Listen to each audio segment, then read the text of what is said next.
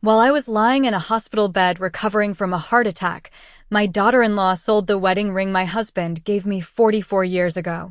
At least, that's what she thought she sold. I woke to the steady beeping of machines and the faint smell of antiseptic drifting through the hospital room. My chest still ached every time I took a deep breath, a dull reminder of the sharp pain that had dropped me to my kitchen floor 2 nights earlier. Morning light filtered through the blinds in thin pale stripes, casting shadows across the blanket covering my legs. For a moment, I forgot where I was. Then I saw the 4 in my arm and remembered everything. The heart attack. The ambulance. Vanessa's trembling voice pretending to sound concerned as the paramedics wheeled me out of my own house. I slowly lifted my left hand from the blanket. My fingers felt cold and stiff. That was when I noticed it. The ring was gone. For 44 years, I had worn that gold wedding band every single day of my life.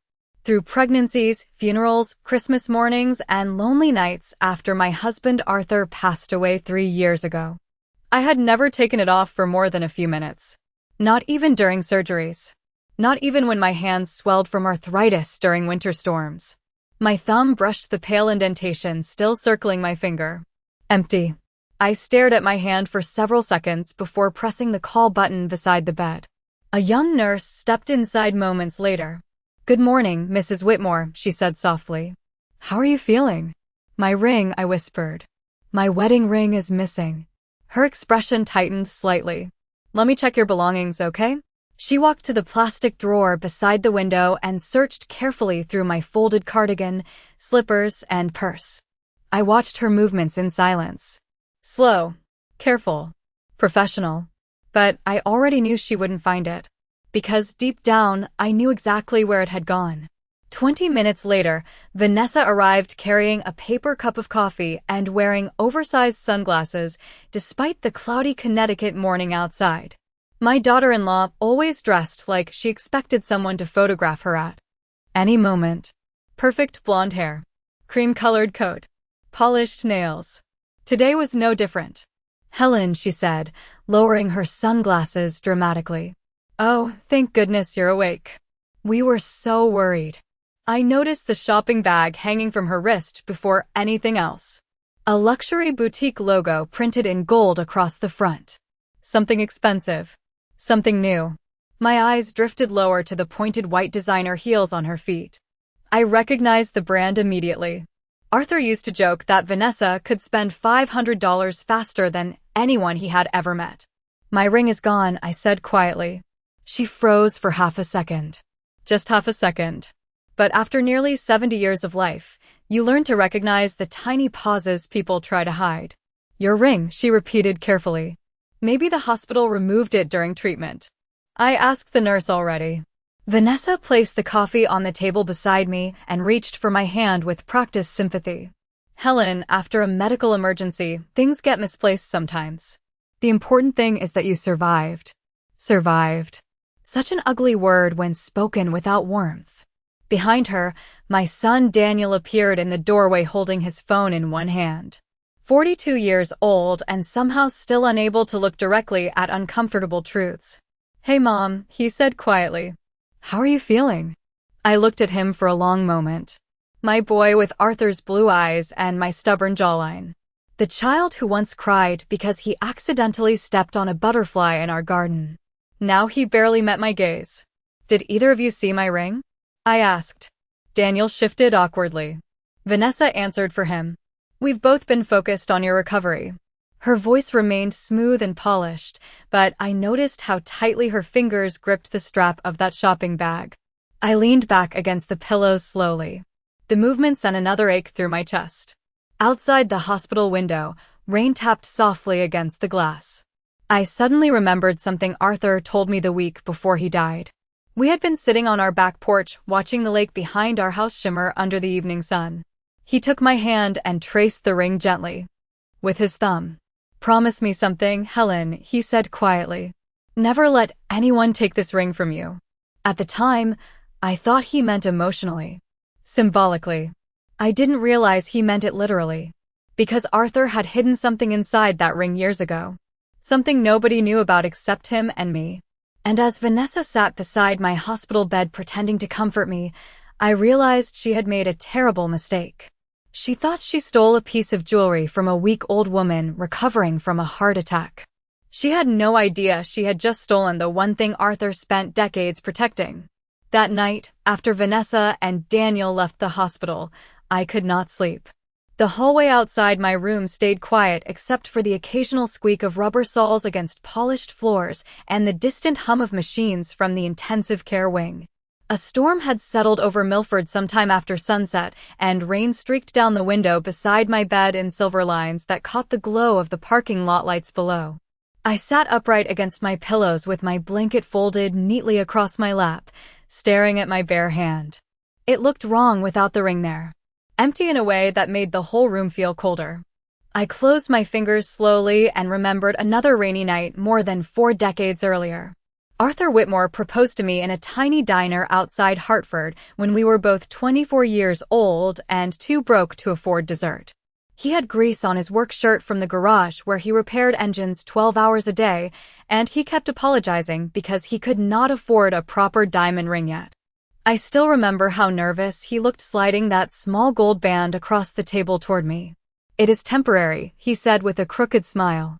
"One day I will buy you something beautiful." But I never wanted another ring. That simple gold band became my entire life. Arthur wore the matching one until the day cancer took him 3 years ago. Even during his final weeks at home, after he grew too weak to walk down to the lake behind our house, he would still reach for my hand every morning and rub his thumb across the ring like it grounded him somehow. People think love disappears quietly after enough years pass. They are wrong. Real love settles into the smallest habits. The way someone pours your coffee before their own. The way they know exactly how many blankets you need during winter. The way silence feels peaceful instead of empty. Arthur gave me all of that. After he died, the house changed overnight. The grandfather clock sounded louder. The kitchen felt too large. Even the refrigerator humming in the middle of the night reminded me I was alone. Daniel tried visiting more often at first, but after Vanessa married into the family, things shifted little by little. At first, it was small things. Vanessa reorganized my kitchen without asking because she said it was more efficient. Then she began making comments about the house itself. "This place is too much for one person, Helen. You should think about simplifying. You do not want to become a burden later." Always spoken gently. Always with a smile. But underneath those words was something colder. Calculation wrapped in politeness. About 6 months ago, she started noticing the ring. "That is vintage, right?" she asked one afternoon while we sat on the patio. "Real gold like that must be worth a fortune now." I laughed at the time because I thought she was simply making conversation. "It is not worth much," I told her. "Not financially." She tilted her head slightly. "Still, people pay crazy money for antique jewelry." I should have paid attention to the way her eyes lingered on my hand after that. The nurse entered my room shortly after midnight carrying a small paper cup filled with medication. Her name tag read Patricia. Mid-50s. Kind eyes. She paused when she noticed I was awake. "Cannot sleep?" she asked softly. I shook my head. "Too many memories tonight." Patricia handed me the cup and poured fresh water from the pitcher beside my bed. "Your daughter-in-law seemed very worried about you earlier," she said casually. I looked down at the pills resting in my palm. "Did she?" Patricia hesitated for half a second before nodding slowly. "She spent a lot of time asking questions at the nurse's station. Mostly about your belongings and discharge." Timeline. I raised my eyes toward her. "My belongings?" "Your purse. Jewelry. House keys. Things like that." A strange stillness settled over me then. Not shock. Not even anger. Just clarity. Patricia gave me a sympathetic smile before dimming the lights near the doorway. "Try to get some rest, Mrs. Whitmore." After she left, I turned my gaze back toward the rain-covered window. Arthur had known this family would fall apart after he was gone. That realization hurt more than the missing ring itself. During the final month of his life, he spent hours alone in his office pretending to organize paperwork. One evening, he called me inside and closed the door behind me. He looked thinner than ever then, his skin pale under the desk lamp. But his voice remained steady. If anything ever happens to that ring, he told me quietly, promise me you will not panic. I remember laughing softly and telling him nobody was going to steal an old wedding band from an elderly widow. Arthur did not smile back. He simply reached across the desk and squeezed my hand tightly. People change when money becomes involved, Helen. I did not understand what he meant back then. Sitting alone in that dark hospital room, listening to the rain and the steady monitor beside my bed, I finally did. The next morning, the rain had stopped, but the sky outside my hospital window remained pale and colorless, like the world itself had been drained overnight. I barely touched the oatmeal sitting on the tray beside my bed. My appetite disappeared somewhere between losing Arthur and waking up without that ring on my finger. Around 10 o'clock, Daniel arrived alone carrying a bouquet of grocery store flowers wrapped in crackling plastic. White daisies. Cheap ones. He stood awkwardly near the door for a moment before stepping inside. Morning, Mom, he said quietly. How are you feeling today? I looked at him carefully. His tie hung loose around his neck, and dark circles sat beneath his eyes like bruises. Daniel had always looked exhausted lately, as though every conversation in his life happened behind closed doors and left him smaller afterward. Better, I answered softly. Where's Vanessa? Shopping, he replied too quickly. Then he corrected himself. I mean, running errands. I nodded once. Of course. He placed the flowers near the window and shoved his hands into his pockets. Silence settled between us immediately. Heavy. Familiar. There was a time when Daniel filled every room with noise. As a child, he talked endlessly about baseball cards, science projects, and whatever strange animal obsession he had that month. Arthur used to laugh because Daniel could never keep a thought inside his head longer than 5 seconds. Now I sat across from my own son and felt like I was speaking to a stranger renting his face. The nurse said Vanessa was asking about my belongings, I said carefully. Daniel looked away toward the television mounted high on the wall. She was probably trying to help. Help whom? His jaw tightened slightly. Mom, you are 70 years old and recovering from a heart attack. Vanessa is just trying to organize things so you do not have extra stress. Organize things. Such a harmless phrase. But people hide entire intentions inside harmless words. I folded my hands together slowly. Did you know she asked about my house keys too? You are overthinking this. There it was. The same tone Vanessa used whenever she wanted to make someone feel unreasonable. Calm. Polite. Dismissive. Daniel sat down in the chair beside my bed and rubbed his forehead tiredly. Mom, after what happened, maybe it is time to start thinking practically. Practically? You cannot keep living alone in that house forever. I turned my head slowly toward him. The monitor beside my bed continued its steady rhythm. Beep, beep, beep. That house was built by your father, I said quietly. I know that. Your father planted every maple tree himself. I know. Then why are you talking like I am already gone? Daniel exhaled sharply and stood up again. Nobody said that. But he did not deny it either. He paced toward the window, staring down at the parking lot 3 floors below.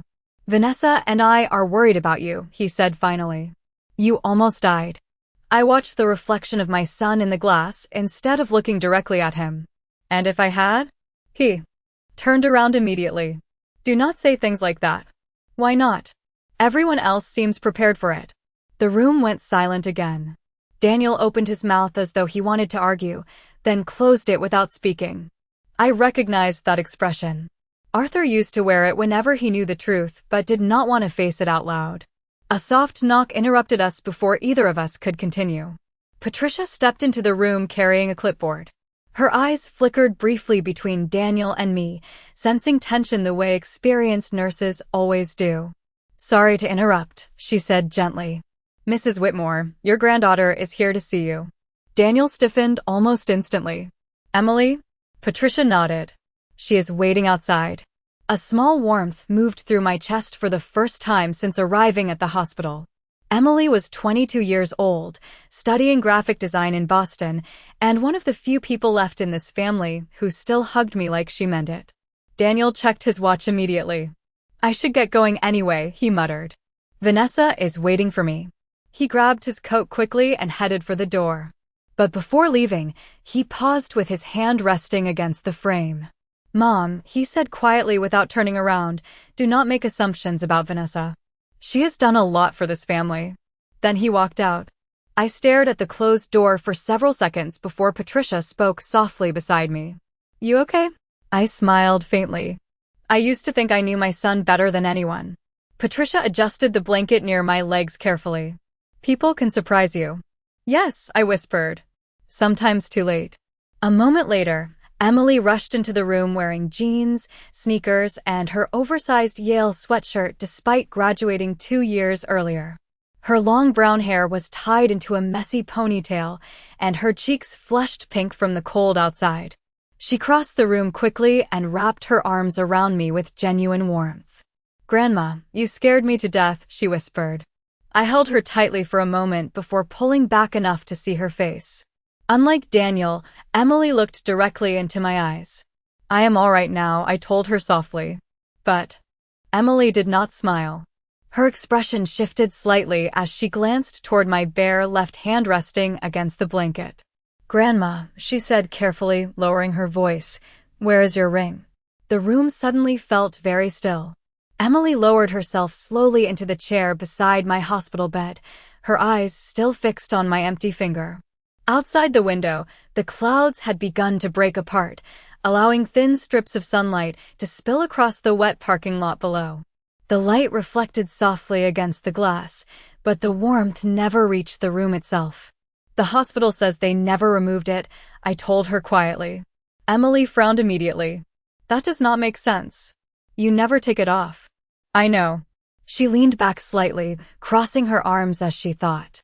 Emily always looked so much like Arthur when she concentrated. Same thoughtful eyes. Same habit of going quiet before speaking carefully. "Grandma," she said slowly, "I think I saw something strange yesterday." I turned toward her fully then. "What do you mean?" She hesitated before answering. "When Dad called and told me you were in the hospital, I drove over to the house first because I thought Vanessa might need help." Her voice tightened slightly around Vanessa's name. "She was in your bedroom when I got there." I felt my stomach sink, though my expression stayed calm. "Doing what?" "Going through your jewelry boxes." Emily lowered her voice further even though nobody else was in the room. She slammed the drawer shut when she saw me. I stared at the blanket covering my lap, smoothing one invisible wrinkle with my fingertips. "Did she say anything?" Emily gave a short, humorless laugh. "She said she was trying to organize your valuables for safety." Safety. Another harmless word people used while taking things that did not belong to them. "Then she asked me if you ever kept cash hidden in the house," Emily continued. That felt weird. I nodded slowly. "Yes, it does." Emily leaned closer toward me. "Grandma, I do not trust her." The honesty in her voice almost hurt. Because once someone finally says the truth out loud, pretending becomes impossible afterward. I looked toward the doorway. Instinctively before speaking again. "Your father seems to trust her completely." Emily looked down at her hands. "Dad trusts whoever talks the loudest these days." That sentence stayed with me long after she said it. Arthur used to warn Daniel about people who mistook confidence for honesty. "The loudest person in the room is usually hiding something," he always said. Back then, Daniel would roll his eyes because he thought his father sounded old-fashioned. Now here we were. Emily reached into her tote bag and pulled out a small paper cup of coffee from the hospital cafe. "I brought you decaf," she said softly. "The doctor said no regular coffee for a while." I smiled faintly. "You remembered." Of course I remembered. She handed me the cup carefully before glancing once more at my hand. "Did Grandpa ever tell you why that ring mattered so much?" The question made my chest tighten. For a moment, I considered lying, keeping Arthur's secret buried a little longer. But then I remembered Vanessa's designer shoes. The shopping bag. Daniel avoiding my eyes. Time was running shorter than I wanted to admit. "Your grandfather trusted very few people near the end of his life," I said quietly. Emily listened without interrupting. "About a year before he passed away, he became convinced someone would eventually come after the family money." Emily blinked. "You mean inheritance?" I nodded once. "Arthur spent decades building Whitmore Marine Supply from nothing. People see the lake house and retirement accounts now, but they forget he worked 7 days a week for most of his life. I paused briefly. Toward the end, he started noticing how interested Vanessa became in our finances. Emily looked unsurprised by that. What did he do? I lowered my voice instinctively. He hid something inside the ring. Her eyes widened immediately. Inside it, a tiny engraved code beneath the inner lining. Emily stared at me in stunned silence. What does the code do? I looked toward the window again before answering. It opens a private safety deposit box at Fairfield Trust Bank. The words felt heavy leaving my mouth. Even after all these years, Arthur's plans still carried the same quiet gravity. Emily sat back slowly, trying to process everything. What is inside the box? I do not know completely, I admitted. Arthur handled it himself. But he told me if something ever happened to the ring, I needed to pay attention to who took it. Emily whispered a curse under her breath before quickly apologizing. I almost smiled despite everything. You think Vanessa knows? She asked. No, I answered immediately. If she knew, she would not have sold it. Emily's expression shifted then. Sharp. Focused. Sold it. I looked directly at her for the first time since she arrived. That ring is gone, Emily. Silence filled the room again. The heart monitor continued its soft mechanical rhythm beside me. Beep, beep, beep. Emily slowly leaned forward, lowering her voice almost to a whisper. Grandma, she said carefully, there is something else I did not tell you. My fingers tightened slightly around the warm coffee cup. What is it? She swallowed hard. Yesterday afternoon, after I left the house, I saw Vanessa downtown near Milford Jewelers. A cold stillness moved through my chest. Not panic. Not surprise. Just confirmation. Emily looked pale now, like she regretted speaking the words out loud. She came out carrying cash, she whispered. I closed my eyes briefly, then opened them again. Across the room, sunlight touched the edge of the window frame for the first time all morning. Arthur had been right. He had seen this coming long before I did. After Emily left that afternoon, I sat alone in the hospital room replaying every conversation I had ignored during the past 3 years. It is strange how betrayal works. The signs rarely arrive all at once. They collect slowly like dust in the corners of a house you stop looking at carefully. A comment here. A strange glance there. One missing document. One conversation that suddenly goes quiet when you enter the room. Looking back, Vanessa had been preparing for this long before my heart gave out in the kitchen. I remembered the Christmas after Arthur died. Vanessa stood beside the fireplace holding a glass of wine while everyone else opened presents in the living room. She smiled sweetly and said, Helen, you should really think about downsizing soon. Houses near the lake sell for a fortune now. At the time, Daniel laughed awkwardly and changed the subject. I did not realize then that Vanessa was already calculating square footage and market value while pretending to comfort a grieving widow. Another memory surfaced immediately afterward.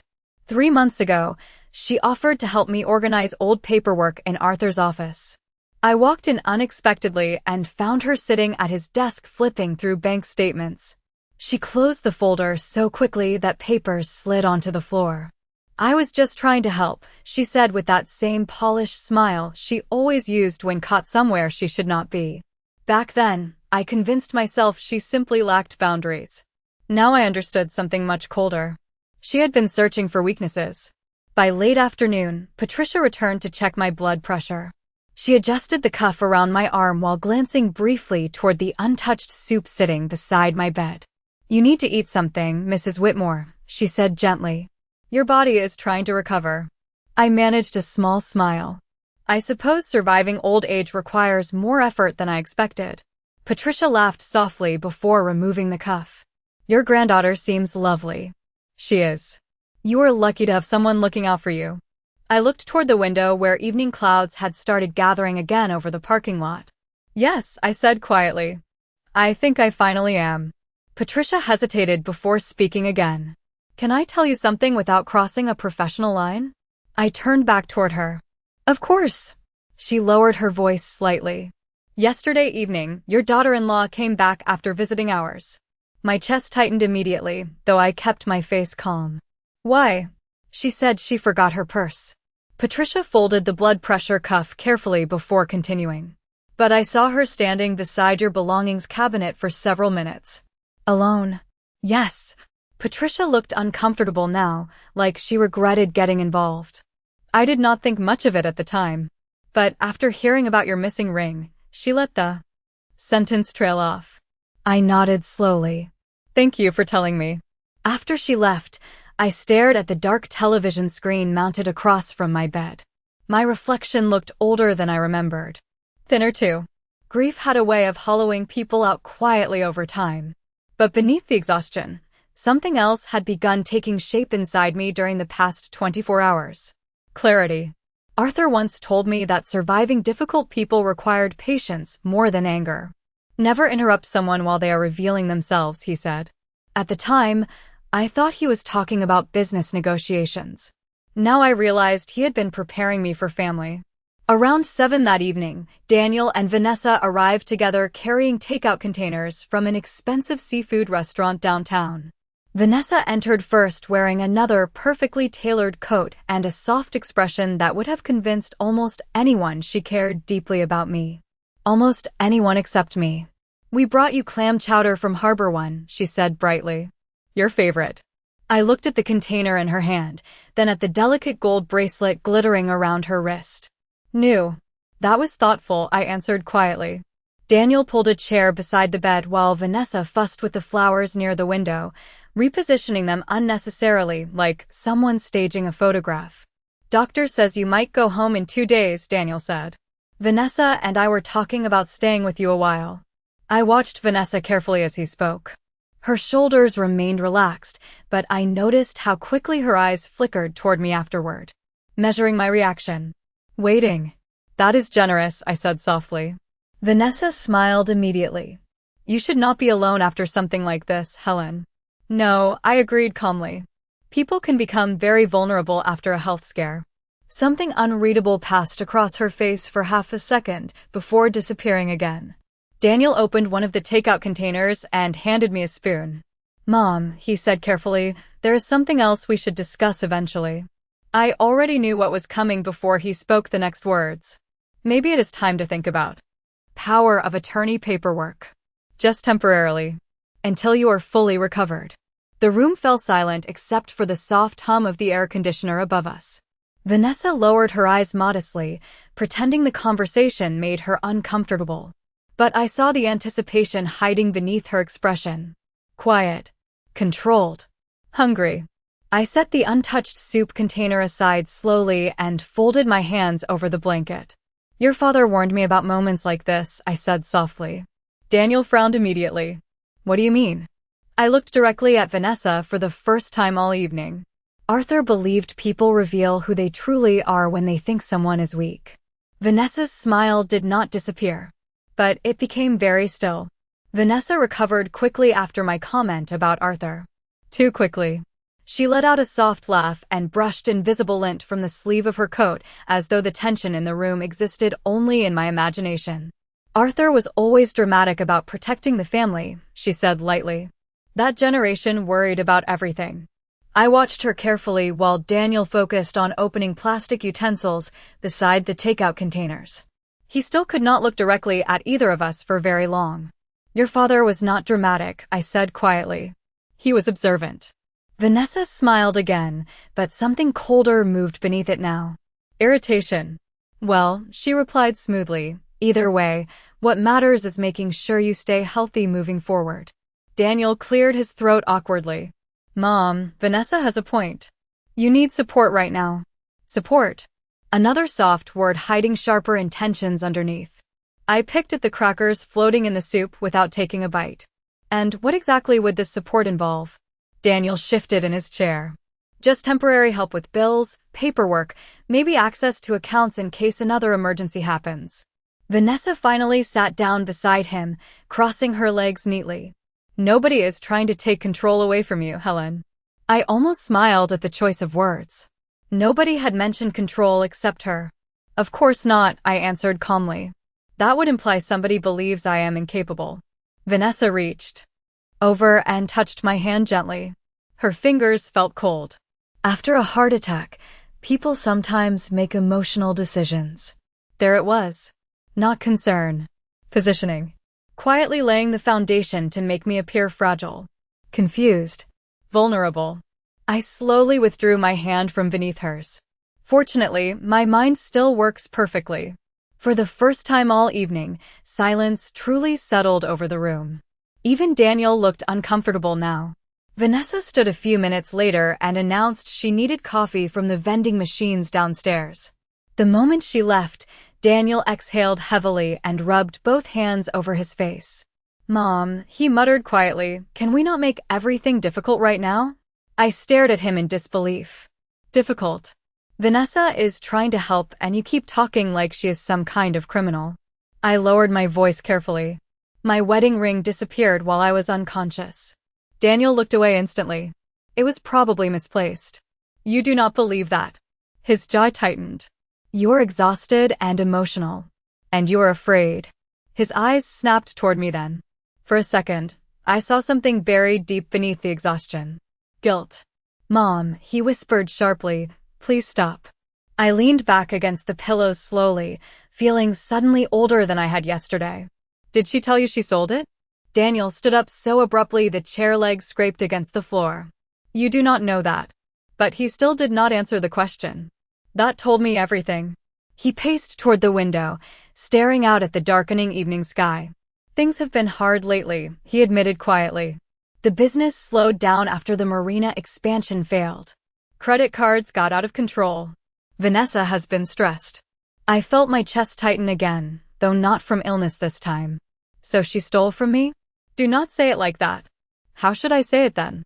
Daniel turned toward me finally, frustration written all over his face now. "It was just a ring." The words landed harder than I expected. Not because of the money. Not even because of Arthur. But because my son had reduced 44 years of marriage into an object he thought could be replaced. I looked at him for a very long time before speaking again. "Your father wore his ring while rebuilding boats in freezing winters. He wore it while holding you 5 minutes after you were born. He wore it through chemotherapy treatments that nearly destroyed him." My voice stayed calm, but each word felt sharper than the last. "And you stand here telling me it was just a ring." Daniel opened his mouth, then closed it again. He looked ashamed now, but not enough to change sides. "People rarely betray you all at once. They betray you in pieces. One excuse at a time. One silence at a time." Vanessa returned a few minutes later carrying 2 coffees and acting as though nothing had happened. Daniel immediately went quiet. I noticed the relief on his face the moment she stepped back into the room. Like a nervous employee when the manager returns. Vanessa handed him a coffee first before turning toward me. "Everything okay in here?" she asked sweetly. "Perfectly fine," I answered. She studied my face for a moment, searching for something. Weakness, perhaps. Fear. But all she found was calm. Later that night, after they finally left, I sat awake listening to the storm outside strengthen again. Wind rattled faintly against the hospital windows while distant thunder rolled somewhere over Long Island Sound. Patricia entered around 10 o'clock to bring my nighttime medication. She paused immediately when she saw I was still awake. "Rough evening?" she asked gently. I gave a quiet laugh. "I think my family forgot I was paying attention all these years." Patricia handed me the small paper cup of pills carefully. "You know," she said softly, "sometimes people show you who they are when they think you need them too much to walk away." I looked down at my empty hand resting against the blanket. Then I remembered something Arthur once told me during the final week of his life. He had been too weak to leave bed by then, but his mind remained sharp as ever. "If they ever corner you, Helen," he whispered, "do not fight emotionally. Fight quietly." At the time, I thought he meant lawyers and paperwork.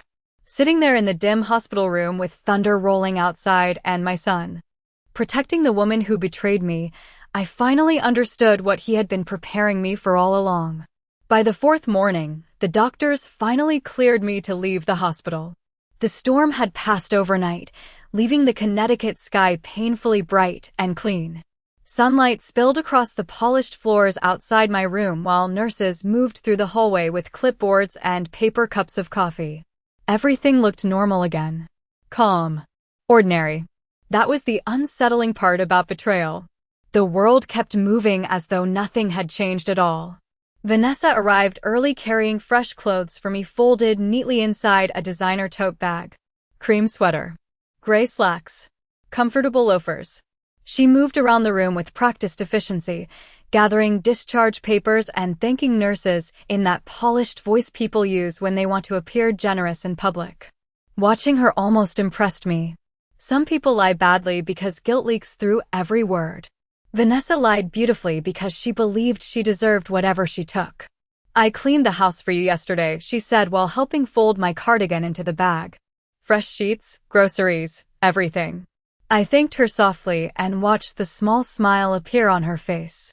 She liked gratitude too much. That was another thing Arthur warned me about once. Be careful around people who need applause for basic decency, he told me years ago after Vanessa first joined the family. Back then, I defended her. I remembered sitting at our kitchen table insisting Arthur judged her too harshly. He only sighed and stared out toward the lake for a long time before answering quietly. "I hope I am wrong." Daniel arrived shortly before noon to drive me home. The ride back to the house felt strangely silent. Vanessa kept talking about medications, follow-up appointments, sodium restrictions, and blood pressure monitors, while Daniel focused on the road ahead. Neither of them mentioned the ring once. Not a single word. As we pulled into the driveway, I stared at the house Arthur built 37 years ago. White siding. Blue shutters. The porch swings still hanging crooked because Arthur always insisted he would fix it himself. The maple trees along the driveway had started turning orange early this year. Autumn arriving quietly while my family collapsed underneath it. Vanessa rushed ahead to open the front door for me with exaggerated care. "Watch your step," she said brightly. Doctor said no unnecessary strain. The house smelled faintly of lemon cleaning spray and fresh flowers. Too clean. Too organized. I paused near the staircase immediately. Something felt wrong. "Where are the photos?" I asked quietly. Daniel looked confused. "What photos?" I pointed toward the hallway wall. Arthur's framed photographs had disappeared. The fishing trip in Maine. Daniel's graduation portrait. Our 40th anniversary picture beside the lake. Empty spaces remained where they once hung. Vanessa answered quickly. "I packed some things away temporarily. Less clutter while you recover." Less clutter. My memories reduced to clutter inside my own home. I nodded slowly without arguing and continued walking toward the living room. Arthur's leather chair remained beside the fireplace exactly where he left it before his final hospital stay 3 years ago. But the small oak table beside it was gone too. I stopped again. "Where is Arthur's table?" Vanessa set my bag near the couch casually. "Oh, that old thing was damaged underneath. I moved it into storage." Storage. Another disappearing act. I lowered myself carefully onto the couch while my chest tightened with something heavier than physical exhaustion.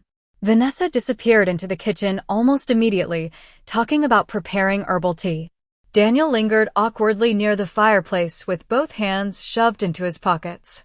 "Mom," he said quietly, "Vanessa is only trying to make the house easier for you." I looked around slowly at the empty walls and missing furniture. "Easier for whom?" He rubbed the back of his neck anxiously. "You are focusing on the wrong things." "No," I answered softly. "I think I finally started focusing on the right ones." Before he could respond, the doorbell rang. Vanessa called from the kitchen that she would get it, but a familiar voice drifted through the entryway before she reached the door. "Grandma?" Emily stepped inside carrying a paper bakery box tied with string. The moment she saw me, relief softened her entire face. "Thank God you're home."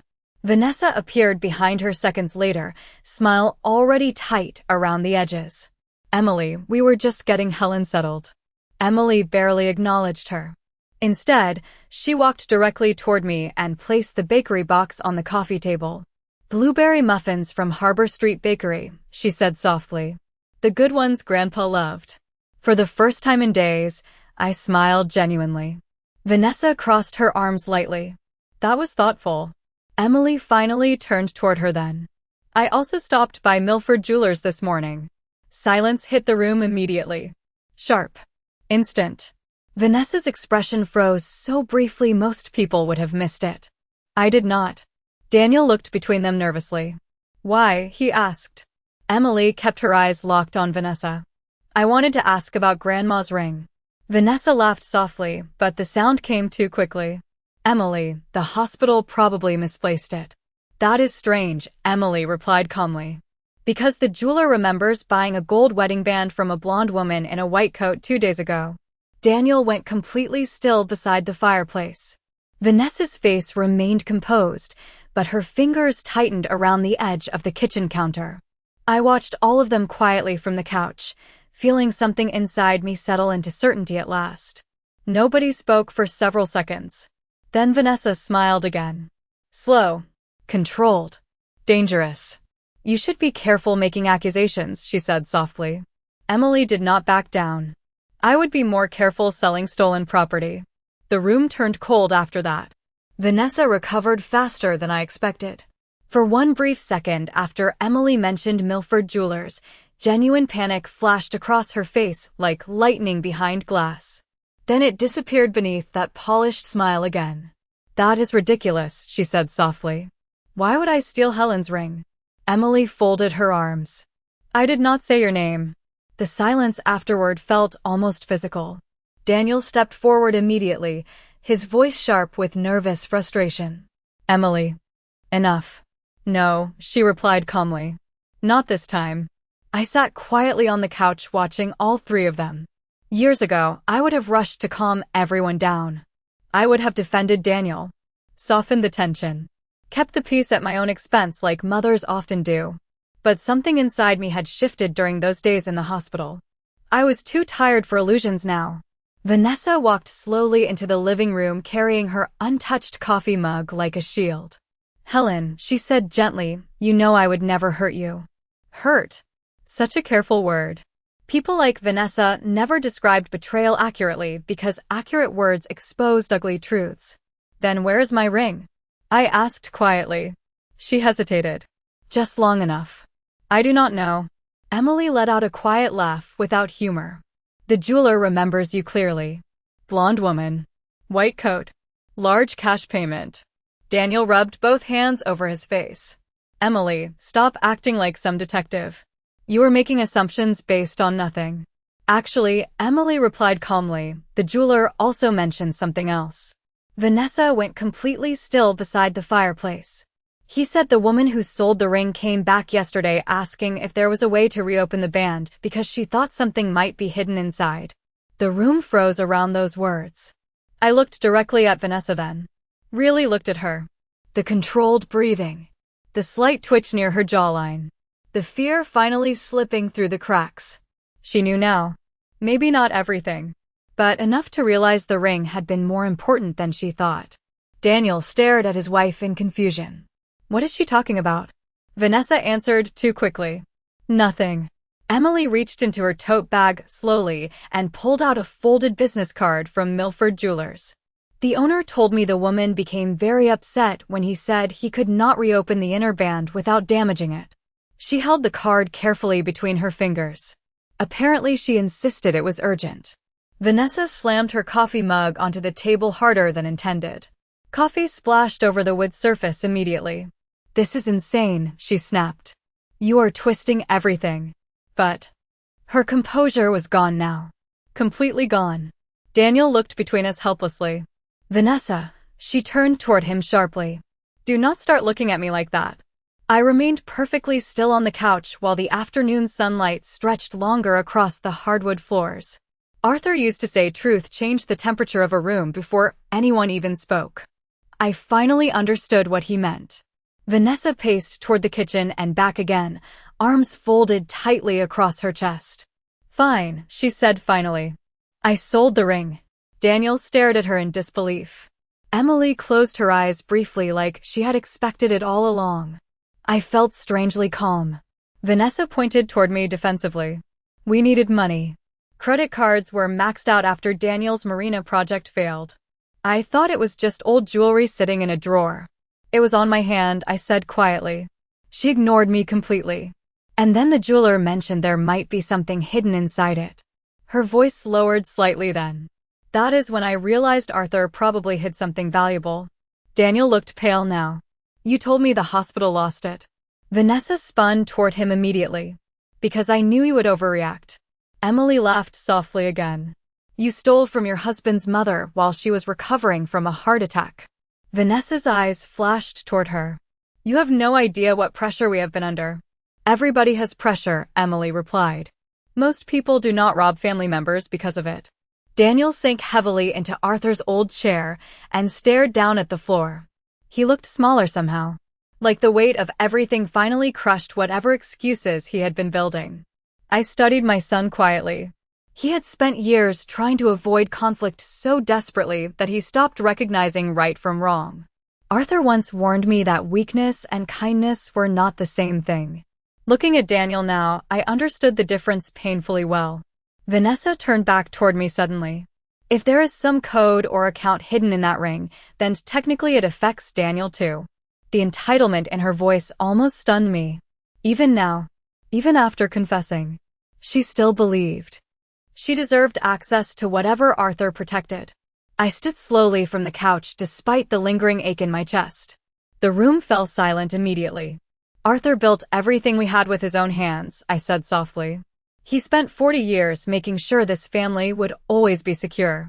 Vanessa crossed her arms defensively. And now Daniel is part of that family. No, I answered calmly. You are both standing in the ruins of it. Her expression hardened instantly. So what now? You call the police. I looked at her for a very long moment before shaking my head once. No, genuine confusion crossed her face. People like Vanessa understood anger, punishment, public scenes. What they never expected was patience. Then what are you going to do? She asked carefully. I glanced toward the hallway leading to Arthur's old office. Exactly what my husband told me to do. Outside, wind moved softly through the maple trees along the driveway while evening shadows stretched slowly across the lake behind the house. Somewhere deep inside that hidden safety deposit box, Arthur had left something waiting. And for the first time since waking up in that hospital bed, I was finally ready to find out what it was. The next morning arrived cold and painfully clear. Thin fog drifted over the lake behind the house, while pale sunlight filtered through the kitchen windows Arthur installed himself nearly 30 years earlier. I woke before anyone else and sat alone at the dining table wrapped in one of Arthur's old wool cardigans. The house felt different now. Not peaceful. Not broken either. Just honest for the first time in years. Upstairs, I could hear soft footsteps moving across the hallway floorboards. Vanessa and Daniel had stayed overnight after the confrontation, though neither of them spoke much afterward. Emily slept in the guest room beside mine without even asking permission first. Somehow that small act comforted me more than any apology could have. I wrapped both hands around my coffee mug and stared out toward the lake. Arthur used to sit across from me every morning reading the newspaper while I complained about how strong he made the coffee. Back then, I thought, routines lasted forever. I heard Emily enter quietly behind me a few minutes later. You should still be resting, she said softly. I am resting. She sat beside me at the table wearing flannel pajama pants and Arthur's old Yale sweatshirt she borrowed years ago and never returned. Did you sleep at all? She asked. I nodded once. Enough. Emily hesitated before speaking again. What happens now? I looked down into my coffee for a moment before answering. Now we find out what your grandfather wanted me to see. Around 10 o'clock, Daniel came downstairs alone. He looked exhausted. Older somehow. Like one difficult night had finally forced him to see the life he spent years avoiding. Vanessa did not appear with him. She left early, he said quietly while standing near the kitchen doorway. Where did she go? I do not know. But his voice suggested otherwise. I studied my son carefully.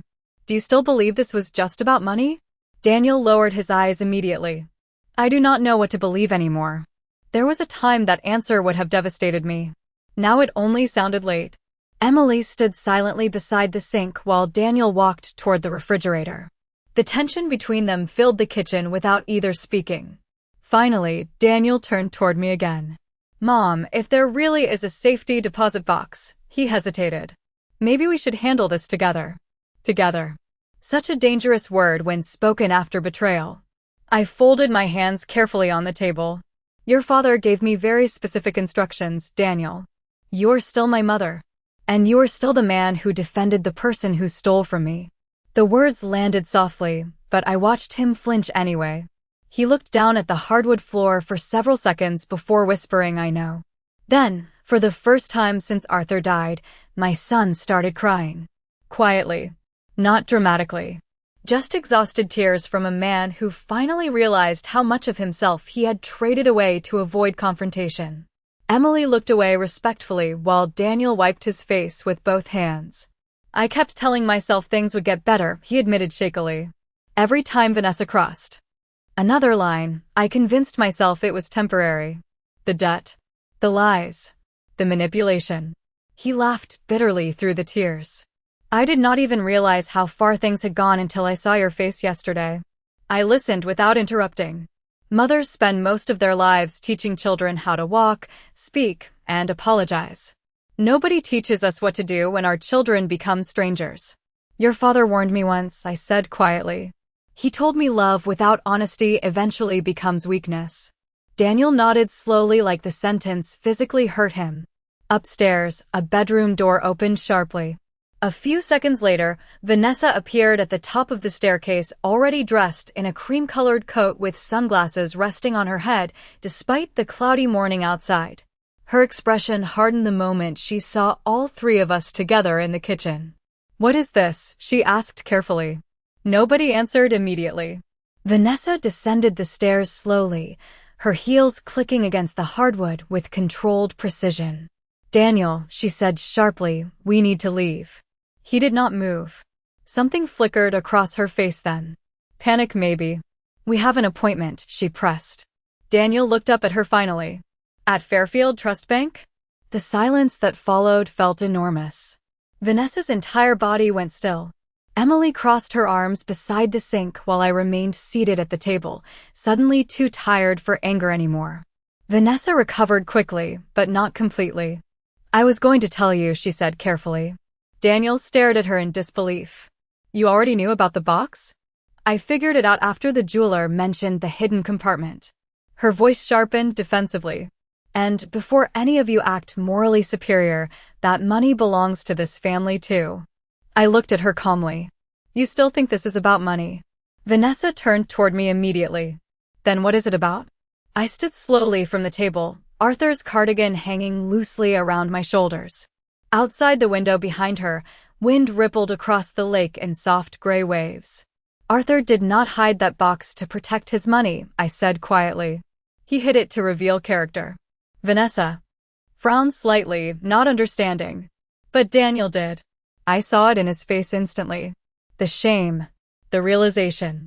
The painful understanding that his father had predicted all of this years before any of us admitted it aloud.